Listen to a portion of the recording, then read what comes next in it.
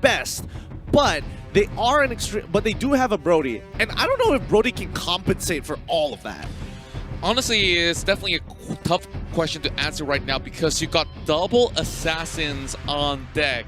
So if that OG Shadow kill alongside within the Tyler trolling behind, like, what can you do? I don't know. Ladies and gentlemen, here we go. Game number 6 could end right here, right now. This is the Burmese Ghouls versus Bren Esports. The age of Myanmar MLBB might as well be upon us. You know, we're going in towards this championship point right here for the likes of Burmese Ghouls, but I'm thinking that Bren Esports, they have finally gotten enough of that tenacity. They know that it's been so many matches that we've been playing upper brackets, lower brackets, and we've made it thus far. But now, it's going to be Lusty with a temp. Okay, Lusty is going to try and deny maybe from this buff here. They want to just make sure that Ace, he goes and gets the wave, but still manages to come back to pick it up. Not so bad overall. Didn't even have to use Retribution. However, 3 executes for the side of Burmese Ghouls. They're going to make sure they kill that one poor soul. And Carl Teasy here is going to be the possible target of those executes. Probably Flap as well, since they don't really have the hold on that Benedetta. But yeah, I mean, Bren Esports just go for the information. Burmese Ghouls just trying to get their level 4, and probably they're gonna have a team fight by the time that Ruby DD hits level 4. Did Lusty just pop that flicker for not much of a reason, and now he's being stuck in between. I'm not too sure if this is definitely the good call coming from Bren Esports, but View tries to pressure the rest of Burmese Ghouls all the way backwards. So lucky enough, he will be able to escape. But Dino, this is first blood for Kalteezy. And this is usually the pacing of our early game. Bren Esports gets the early lead. Burmese Ghouls become disciplined. They don't take the risky plays, and they usually take the game back before the mid-game spike hits. I mean, we're going to have to wait and see whether this is going to be the same case again. It also depends on how much of a lead that Bren is able to develop. But on top side, a lot of contestant here, especially between Ruby DD and with the help of Kid. It's becoming a bit tough, but Kid doesn't necessarily... Oh, he's kind of low here. This is going to be risky for both sides. Now, the fight is going to work here. Kid is going to be able to find that execute on to Joe, and unfortunately, that's going to be Burmese Ghouls picking this up, and it's going to be Farsa going to be zoning the rest out. Phew! He's kind of low, and now... Oh! The headshot with the flames! What a long range. I think that's actually a max range flame shot that we're seeing. Trying to go in for the body block, but...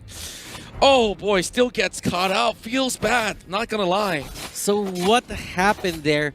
Bren Esports, they had Flap only at level 3. He didn't have the Electro Final Blow. Burmese Ghouls, their cores were at level 4, so they had a better time just controlling that certain fight.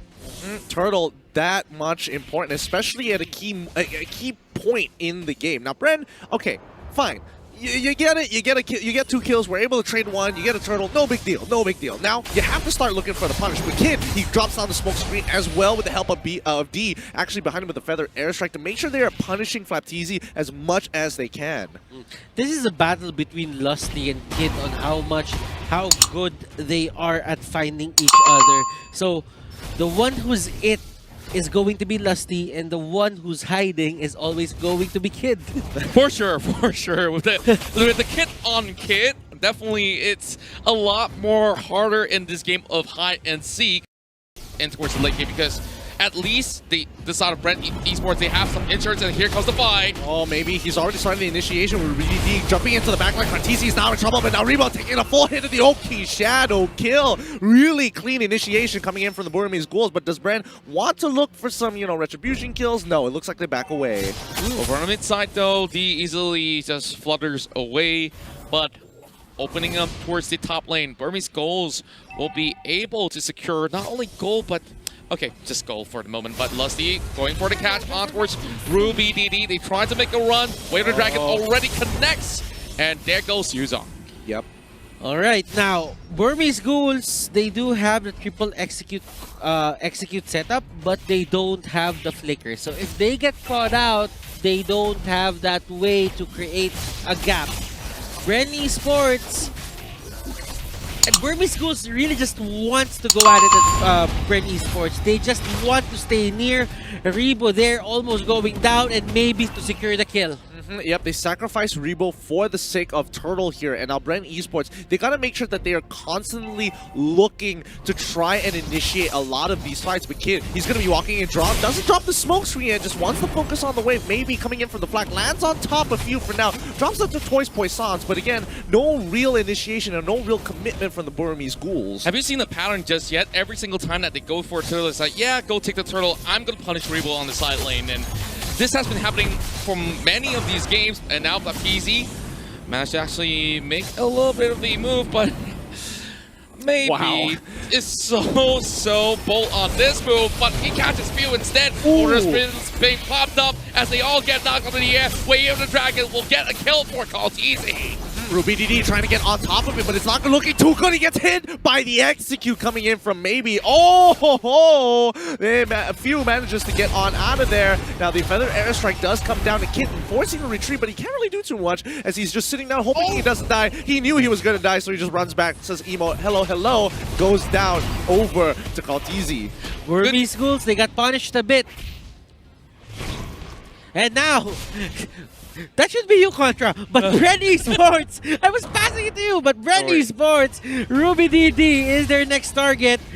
Yu Zhong here gets caught out, but do they have enough damage? Yeah, they do, and they managed to get that pick, and that's what they were looking for. Honestly, y'all had a moment there. Y'all made eye contact. I felt real uncomfortable there for a second. Do you want to join? No, please. I'd like to look at the game. It's not just there for 3 ways anyway, so with that, Bren Esports now focusing on towards the turret. I'm thinking that this kid is going pretty huge, but here comes Lusty, flushing out maybe, but good news for Bren Esports, they finally get a turret right here, and the insurance policy that I mentioned in the form of Kaltizi actually working very well for them. Yeah, it's going well, and you know, Ace, he's getting that push onto that mid lane here, but maybe he's trying to distract them as much as possible with the Toys Poissons. But Kaltizi, he's not really into the idea. Something is up, and RubyDD does come from the engage on towards that flagging through mid, but few not all about it as well. It goes into that brilliance, but this is where the fight is going to get interesting. Rebo can decide to actually go in. This is it. Lusty looking for an opportunity to jump on in. RubyDD is trying to hold him up, but D into a sideways. They don't realize it. They're going in huge. The feathered airside trying to check down few, but Lusty is able to cancel it off. They pick him off. There goes Kid. There goes D. And now the entire backline is gone. Bren can start focusing on the front line. RubyDD is the next to fall. A double kill coming in from Flat-TZ. And maybe he just needs to sacrifice his life to allow Ace to live for the greater good. What did I tell you? This is a great activation coming from Bren Esports, and they can't find the answers to Kaltizi at all. This is just a back and forth between these two teams. And Ace almost getting caught out, but there is going to be Kid trying to take down Carl. Can they pull this off, though? I mean, okay, Flameshot coming out just to double-check the brush here, but I have to give it to Bren Esports. Leslie, he has been such a pivotal point for this team, literally with at least a 70% KPA kill participation in this entire game. It is just phenomenal how he keeps on trying to get on D. Yeah, just looking at the current situation here, like, a lot of things have been expended in that sort of fight, and Bren Esports having 1 minute away from that Lord, it's definitely going to be huge if they can get something out of this mid lane. Blade of Despair already being purchased by Ace. Oh, D, once again, he's going to really take it there. But now he's on the run. He doesn't want to be a part of this no more. No, don't do it. He quickly goes into his brilliance here, but I don't think he's going to survive. With the help of Lusty, could he maybe turn this around? Oh, no. Ruby. Here comes the kill squad. It's going to be RubyDD chasing after Lusty here as maybe is trying to look at all the minions marching right in from the lower side. Maybe tries to pull this off, and Order of Brilliance in return for the feathered airstrike.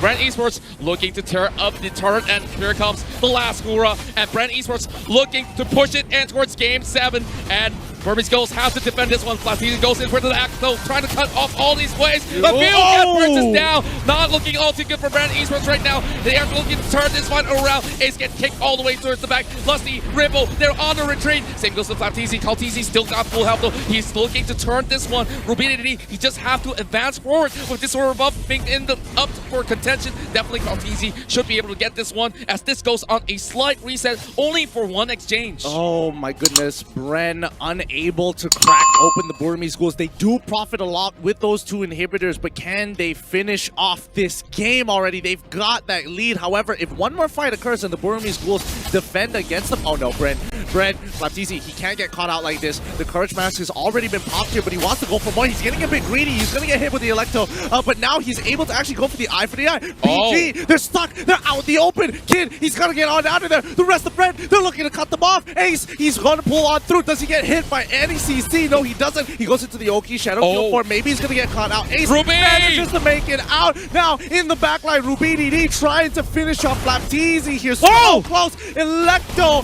final blow, makes it out. And this is going to be a free kill for Karlteezy as he takes out Rubididi, and the rest of the team is able to kind of peel them back 2-0 in favor of Bren.